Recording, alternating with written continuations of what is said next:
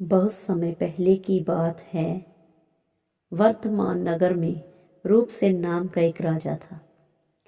एक दिन उसके यहाँ वीर वर्व नाम का एक व्यक्ति उसके यहाँ नौकरी के लिए आया।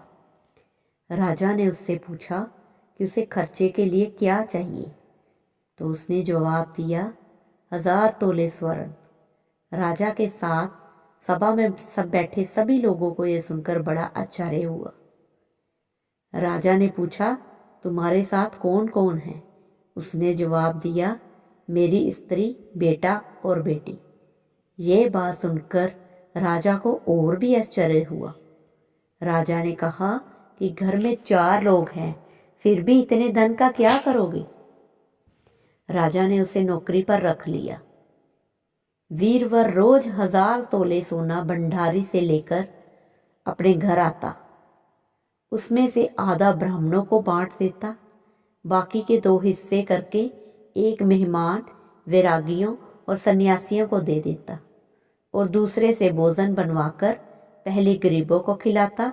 उसके बाद जो बचता उसी से अपनी स्त्री और बच्चे को खिलाता और स्वयं खाता।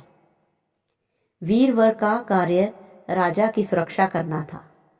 शाम होते ही ढाल तलवार लेकर वो राजा के पलंग की चौकीदारी करता। राजा को जब कभी रात को जरूरत होती वो मौजूद रहता।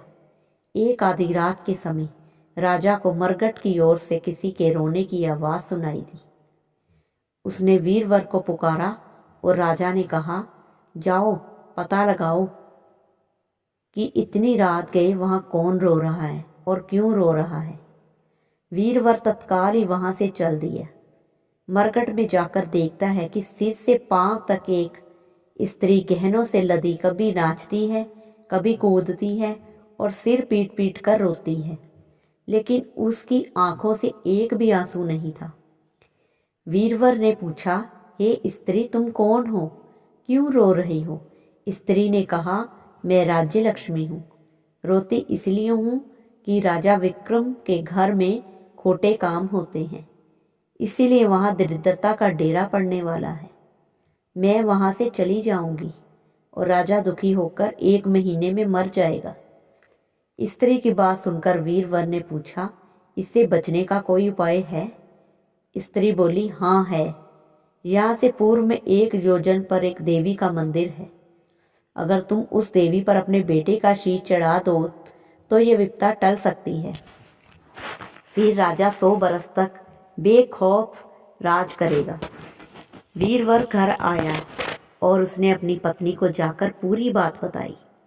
स्त्री ने बेटे को जगाया, बेटी भी जाग पड़ी। जब बालक ने बात सुनी तो वह खुश होकर बोला, आप मेरा शीश काटकर जरूर चढ़ा दें। एक तो आपकी आज्ञा और दूसरा स्वामी का काम, तीसरा यह देव देवता पर चढ़ेगी। इससे बढ़कर और बात क्या हो सकती है? आप जल्दी करें। वीरवर ने अपनी स्त्री से कहा, अब तुम बताओ। उसकी पत्नी बोली, स्त्री का धर्म पति की सेवा करने में है। इसके बाद सभी लोग मंदिर पहुंचे। वीरवर ने हाथ जोड़कर कहा, हे देवी, मैं अपने बेटे की बलि देता हूँ। मेरे राजा की 100 बरस की उम्र हो। इतना कहकर उसने तलवार से लड़के के सिर को धड़ से अलग कर दिया। भाई का ये हाल देखकर बहन ने भी तलवार से अपना सिर अलग कर डाला। बेटा बेटी चले गए तो दुखी माँ ने भी यही किया और अपनी गर्दन काट दी। वीरवर ने सोचा कि घर में कोई नहीं रहा तो मैं जीकर क्या करूँगा। उसने भी अपना सिर काट डाला। राजा ने को जब यह मालूम हुआ तो वह वहाँ आया।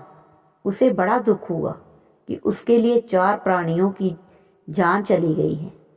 वह सोचने लगा कि ऐसा राज्य करने से धिक्कार है।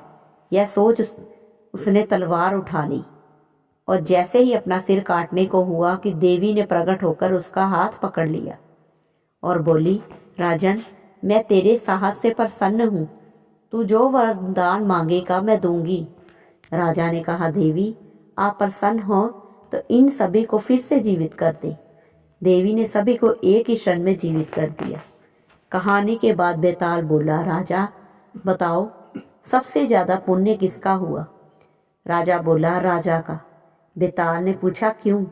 राजा ने कहा, क्योंकि स्वामी के लिए सेवक का प्राण देना धर्म है, लेकिन किसी सेवक के लिए राजा का राजपाट को छोड़कर जान देना ये बहुत उत्तम उदाहरण है। यह सुनकर बेताल गायब हो गया और पेड़ पे जा लटका और राजा पीछे पीछे दौड़ा और बेताल